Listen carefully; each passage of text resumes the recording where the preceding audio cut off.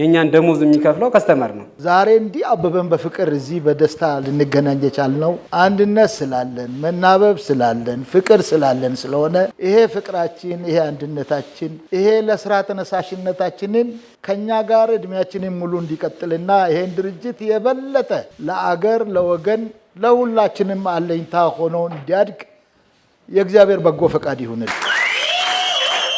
እንዲህ አይነት ፕሮግራም በ3 ወር በ2 ወር ማድረግ ይቻላል። የሚያደርገው ግን ማን ነው ከተባለ አሁንም እናንተ ራሳችሁ ናችሁ። እናንተ በደንብ ከሰራችሁ ተቋሙን ውጤታማ ካረጋችሁት የተቋሙት እድገት የስራችሁ ውጤት መልሶ ማንን ነው የሚጠቅመው?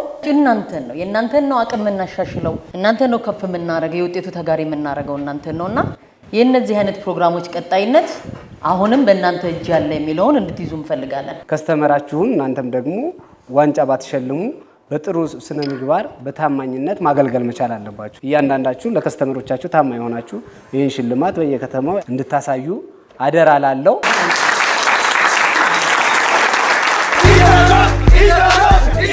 ኢትዮ ቶፕ ቀለም የሁላችን